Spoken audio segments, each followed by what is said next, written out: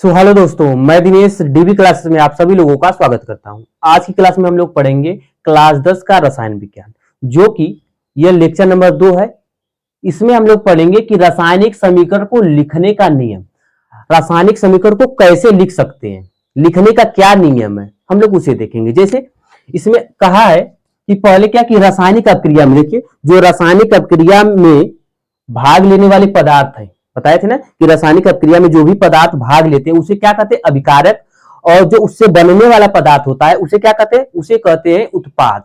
ठीक है, तो रासायनिक अभिक्रिया में भाग लेने वाले पदार्थों को अभिकारक तथा बनने वाले पदार्थों को क्या कहते हैं, उत्पाद कहते हैं। और दूसरी चीज कि जो रासायनिक अभिक्रिया में भाग लेने वाला अभिकारक है, अभिकारक को बाईं ओर, देखो अब यह हमारा बाईं तरफ यह होगा और दाईं तरफ यह होगा, तो अभिकारक को बाईं ओर लिखते हैं तथा उत्पाद को दाईं ओर लिखा जाता है। तो अभिकारक इस साइड होगा, तो इस साइड आपका हो जाएगा अभिकारक,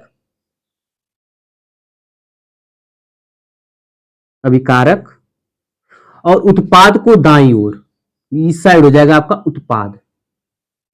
ठीक है, अभिकारक और उत्पाद दो चीज हो गया। अब आगे आगे क्या है कि अभिकारक, अगला पॉइंट हो सकता है कि अभिकारक और उत्पाद के बीच तीर का चिन्ह लगाया जाता है। किसका चिन्ह, तीर का चिन्ह लगाया जाता है। अभिकारक व उत्पाद के बीच तीर का चिन्ह लगा दिया जाता है। तो पहला चीज आप क्या जान गए कि रासायनिक अभिक्रिया में भाग लेने वाले जो पदार्थ होते हैं उसे अभिकारक, ये इसके पहले वाले लेक्चर में भी बता चुके हैं। और उससे बनने वाला जो भी पदार्थ होगा उसे क्या कहेंगे, उसे कहेंगे उत्पाद। ठीक है, और अभिकारक को बाईं ओर, उत्पाद को दाईं ओर। ठीक है, अभिकारक को बाईं ओर लिखते हैं तथा उत्पाद को दाईं ओर लिखते हैं। फिर उसके बाद क्या है कि अभिकारक व उत्पाद के बीच तीर का चिन्ह लगाया जाता है, तीर से लगाया जाता है, जिससे अब यह बाईं ओर हो जाएगा, यह बाईं ओर हो जाएगा आपका और यह होगा आपका दाईं ओर। ठीक है, आगे आगे अब देखते हैं नियम क्या कह रहा है कि किन्हीं दो अभिकारकों व उत्पादों के बीच प्लस का चिन्ह लगाया जाता है। ठीक है, इसमें यह कह रहा है कि यदि दो अभिकारक हो या दो उत्पाद हो तो उन दोनों को अलग करने के लिए हम लोग प्लस का चिन्ह लगाते हैं। जैसे मान लिया, जैसे आप मान लें कि कोई ए अभिकारक हो और बी अभिकारक हो, यह दोनों आपस में क्रिया कर रहे हैं और यह बना रहे सी और डी। ठीक है, यह क्या बना रहे हैं, सी और डी बना रहे हैं। तो अब इन दोनों को अलग करने के लिए, दो अभिकारक हैं तो इन दोनों को बीच क्या लगाया जाता है, प्लस का चिन्ह। और ये सी और डी बना रहा है तो इन दोनों के बीच क्या लगाया जाता है, प्लस का चिन्ह। तो वही कह रहा है कि किन्हीं दो अभिकारकों व उत्पादों के बीच प्लस का चिन्ह लगाया जाता है। जैसे आपका हो गया मैग्नीशियम ऑक्साइड MgO2, मैग्नीशियम जो है वो ऑक्सीजन से क्रिया करके क्या बनाता है, मैग्नीशियम ऑक्साइड। देखो देखो देखो देखो क्या हो गया, इन दो अभिकारक है, दो अभिकारकों के बीच क्या लगाया गया, प्लस का चिन्ह लगा देते हैं। फिर आगे कह रहा है, फिर आगे कि अभिकारकों को बाईं ओर, देखिए अभिकारकों को क्या बाईं ओर, तो यह आपका क्या है अभिकारक, अभिकारक, और उत्पादकों को जो है, उत्पाद को क्या दाईं ओर लिखा जाता है। देखो उत्पाद को दाईं ओर लिखा जाता है, तो यह आपका हो गया उत्पाद।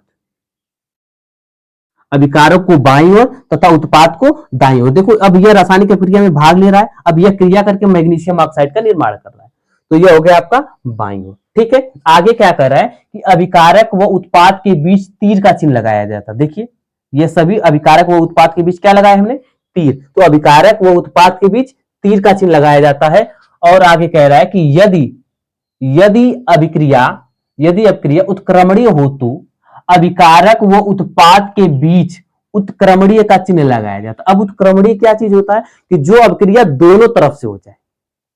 ठीक है, जो अभिक्रिया दोनों तरफ से हो जाए वो उत्क्रमणीय अभिक्रिया होती है। जैसे यदि बात किया जाए एग्जाम्पल के तौर पे कि नाइट्रोजन गैस N2 गैस और हाइड्रोजन गैस। ठीक है, नाइट्रोजन गैस और हाइड्रोजन गैस यह आपस में क्रिया करते हैं और यह आपस में क्रिया करके बनाते हैं NH3 अमोनिया गैस का निर्माण करते हैं। N2 और H2 दोनों आपस में क्रिया करके क्या करते हैं, अमोनिया का निर्माण करते हैं। और यदि इसको तोड़ा जाए तो अमोनिया से आपका नाइट्रोजन गैस और हाइड्रोजन गैस भी प्राप्त हो जाएगा। तो ऐसी अभिक्रिया देखो, अब इससे यह भी बन सकता है और इससे यह भी बन सकता है। तो इस प्रकार की अभिक्रियाओं को उत्क्रमणीय अभिक्रिया कहते हैं। तो ऐसी अभिक्रिया जो दोनों तरफ से होती है, तो इसमें क्या लिखा गया है कि यदि अभिक्रिया उत्क्रमणीय हो तो अभिकारक व उत्पाद के बीच उत्क्रमणीय का चिन्ह लगाया जाए। देखिए उत्क्रमणीय का चिन्ह लगाया जाता है, ठीक है। और यह अभिक्रिया दोनों तरफ से होती है। इतनी बात समझ में आ गई। आप लोग स्क्रीनशॉट ले, हम लोग आगे बढ़ेंगे। तो अब हम लोग देखेंगे संतुलित रासायनिक समीकरण। तो ऐसा रासायनिक समीकरण जिसमें अभिकारक और उत्पाद, अभिकारक व उत्पाद की संख्या बराबर हो। मतलब क्या है? मतलब यह है कि जितने तत्व आपके अभिकारक की तरफ होंगे उतने तत्व आपके उत्पाद की तरफ भी होना चाहिए। यदि अभिकारक में उपस्थित परमाणुओं की संख्या और उत्पाद में उपस्थित परमाणुओं की संख्या बराबर होती है तो उसे ही हम क्या कहते हैं? संतुलित रासायनिक समीकरण। जैसे देखते हैं, लिखा है कि ऐसी रासायनिक समीकरण जिसके दोनों पक्षों में, मतलब कि दोनों पक्षों, दायां पक्ष और बायां पक्ष, या बायां पक्ष और दायां पक्ष, ठीक है, जिनके दोनों पक्षों में प्रत्येक तत्व, मतलब सभी तत्व, जितने भी तत्व हैं, प्रत्येक तत्व के परमाणुओं की संख्या बराबर होती है। मतलब कि प्रत्येक तत्व बायां पक्ष में और दायां पक्ष में उपस्थित प्रत्येक परमाणुओं की संख्या बराबर होती है, उसे क्या कहते हैं? संतुलित रासायनिक समीकरण कहते हैं।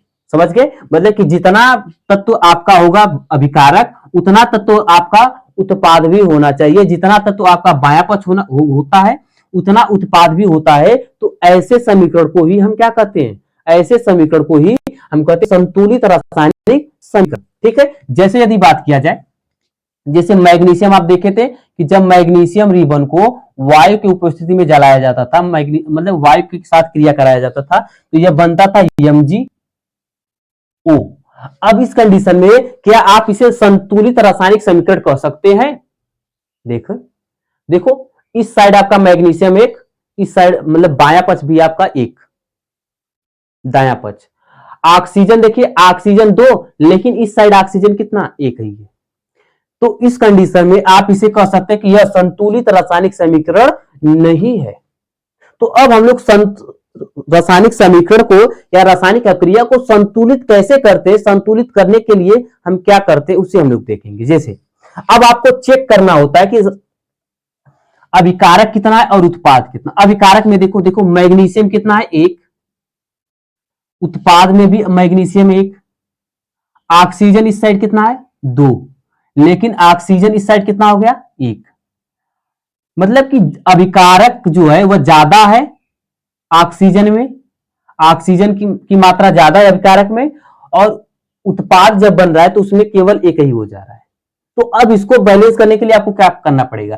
अब आप कुछ सुन लो, अब एक चीज और, रासायनिक समीकरण को बैलेंस करने के लिए, रासायनिक समीकरण को बैलेंस करने के लिए आप उसके फार्मूले में कोई भी परिवर्तन नहीं करेंगे। जो भी करना होगा उसके आगे करना होगा। उसको बैलेंस करने के लिए, उसको संतुलित करने के लिए आपको आगे ही गुणा करना होगा या भाग करना होगा, ठीक है। तो देखो, यदि आप उसके रासायनिक समीकरण में परिवर्तित करते, मतलब परिवर्तन करते, तो वैसा यह गलत माना जाएगा। यदि मान लो, यदि यहाँ पे 2 बनाने के लिए हम 2 से यहां गुणा करते, तो यदि यहाँ पे हम 2 से गुणा कर देते हैं तो इसके सूत्र में छेड़छाड़ हो रहा है, इसके सूत्र में परिवर्तन हो रहा है, तो ऐसा गलत माना जाएगा। तो ऐसा कुछ नहीं करना है। करना क्या है कि जो भी कराओ उसको बैलेंस करने के लिए, बात करने के लिए दोनों तरफ इसके आगे गुणा करना होगा। आगे गुणा करे या भाग करे, जो भी करना हो आगे करना होगा। इसके फार्मूले में कोई भी परिवर्तन नहीं करना है। समझ गए? अब जैसे इसे हम लोग बैलेंस करते हैं, देखो मैग्नीशियम 1 है, मैग्नीशियम 1, ऑक्सीजन 2 है, इस साइड में ऑक्सीजन 1 हो गया। ऑक्सीजन को 2 बनाने के लिए हम लोग यहां से गुणा करेंगे 2 से। जब 2 से गुणा करेंगे, देखो ऑक्सीजन तो 2 हो गया, लेकिन एक आपके सामने प्रॉब्लम आ गई। क्या प्रॉब्लम? कि अब यहाँ पे मैग्नीशियम 2 हो गया, तो मैग्नीशियम 2 भी बनाने के लिए यहां से हम 2 से गुणा कर देते। देखो 2, मैग्नीशियम 2, ऑक्सीजन 2 और ऑक्सीजन 2। तो अब यह हो गया संतुलित रासायनिक समीकरण। तो आप लोग रासायनिक समीकरण को कैसे संतुलित करेंगे, कैसे बैलेंस करेंगे, वह तरीका आप लोग समझ गए। जैसे अब एग्जाम्पल की बात किया जाए, अभी अभी आप एक अभिक्रिया और देखे हैं, नाइट्रोजन गैस N2 और हाइड्रोजन गैस, यह दोनों आपस में क्रिया करके यह बनाते अमोनिया गैस NH3, ठीक है। तो अब आप लोगों को इसको बैलेंस करना है। कैसे बैलेंस होगा अब चेक करें। पहले क्या होगा, देखो इस साइड नाइट्रोजन 2, इस साइड नाइट्रोजन हाइड्रोजन 2, लेकिन नाइट्रोजन अब इस साइड देखो 1 हो गया और हाइड्रोजन कितना हो गया 3। वो भाई साहब, इधर 1 था, इधर इधर 2 था, इधर 3 हो गया। यह नाइट्रोजन इधर 2 था, इधर 1 हो गया। तो अब यह तो फार्मूला जो है यह प्रयोगों द्वारा बनता है, फार्मूले में तो हम कोई भी परिवर्तन नहीं कर सकते। ऐसा नहीं कि यहाँ पे हाइड्रोजन 2 है तो आप जो है तो इसको बना दे, यदि ऐसा बनाते हैं तो यह गलत माना जाएगा, क्योंकि यह फार्मूला जो यह प्रयोगों द्वारा बना है ना, तो यहाँ पे 3 जो है, अमोनिया का फार्मूला ही होता है 3, तो यहाँ पे 3 रहने दीजिए। जो भी करना हो बैलेंस करने के लिए आगे ही हम करेंगे, ठीक है। अब देखो, यदि सुन लो, 3 बनाना है आपको, ठीक है। यदि हम यहाँ पे 2 से गुणा करते तो 2 तेज 6, हाइड्रोजन 2 तेज 6, और यहां से 3 से गुणा करते, देखो 2 तेज 6 हो गया, 2 तेज 6 और 2 तेज 6 हो गया आपका। नाइट्रोजन होगा, नाइट्रोजन 2 हो गया।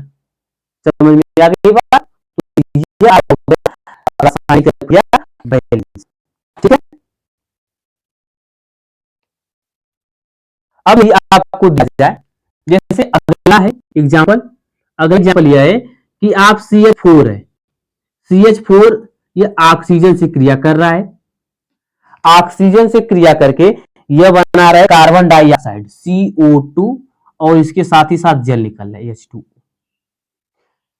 तो अब आप लोगों को इसे बैलेंस करना है। कैसे बैलेंस करेंगे, देखिए चेक करें, इधर कार्बन 1, इस साइड भी कार्बन 1, यह तो बैलेंस। हाइड्रोजन 4, इस साइड हाइड्रोजन कितना हो गया 2। अब यदि हाइड्रोजन को आपको 4 करना होगा तो 2 से गुणा कर दे, तो 2 दूना के 4, हाइड्रोजन 4। ऑक्सीजन को लेकिन चेक करो, ऑक्सीजन 2, 2 और 2 दूना के 4, ऑक्सीजन की मात्रा बढ़ गई। तो यहां से यदि हम 2 से गुणा कर दे तो इस कंडीशन में देखो 2 दूना के 4 ऑक्सीजन, 2 और 2 यहां पे 4, हाइड्रोजन 4 और 2 दूना के 4, कार्बन 1, कार्बन 1 हो गया बैलेंस। तो इस तरीके से आप किसी भी रासायनिक समीकरण को संतुलित कर सकते हैं। और एग्जाम्पल दिया जाए, रुको, और एग्जाम्पल आप लोगों को दे रहे हैं, देखें।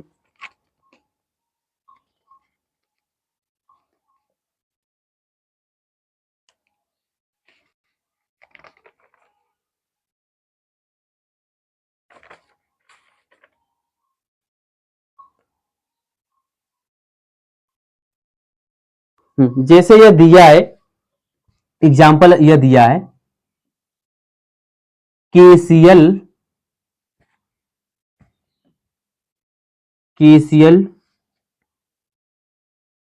O3, KClO3 दिया है, और KClO3 टूट कर यह बनता है KCl, और इसके साथ साथ ऑक्सीजन गैस निकलता है। तो आप लोग इसे बैलेंस करके जल्दी जल्दी बताएं, जल्द बताएं। अब आप लोग चेक करें हो क्या रहा है। देखो, पोटेशियम 1, पोटेशियम 1, यह तो बराबर, कैल्शियम, यह क्लोरीन 1, क्लोरीन 1, यह भी बराबर। लेकिन हुआ क्या, हुआ यहाँ पे यह कि यहाँ पे ऑक्सीजन कितना था, ऑक्सीजन 3 था, यहाँ पे ऑक्सीजन 2 हो गया। तो अब इसको बैलेंस करने के लिए हमको क्या करना पड़ेगा, यदि हम यहाँ पे 3 से गुणा कर दे और यहाँ पे 2 से गुणा कर दे तो 2 तेईस 6 और 2 तेईस 6 हो गया बैलेंस। अब उसके बाद लेकिन यहाँ पे देखो इसकी मात्रा बढ़ गई, पोटेशियम और क्लोरीन की मात्रा बढ़ गई, पोटेशियम 2 हो गया, क्लोरीन भी 2 हो गया, तो यहाँ पे हम 2 से गुणा कर दे तो हो जाएगा। आ गई बात समझ में? तो इस तरीके से आप संतुलित रासायनिक समीकरण लिख सकते हैं और सभी रासायनिक समीकरण को आप बैलेंस कर सकते हैं। तो फिर मिलेंगे अगले दिन। अभी तक हमारे चैनल को आप लोगों ने सब्सक्राइब नहीं किया तो कृपया चैनल को सब्सक्राइब कर ले और वीडियो को ज्यादा से ज्यादा शेयर करें। और पूरा साल आप लोगों को हम फ्री में पढ़ाने वाले हैं और बहुत ही बेहतरीन तरीके से, ठीक है। तो सभी लोग वीडियो को अपने दोस्तों तक पहुंचाएं, भेजें, और धन्यवाद।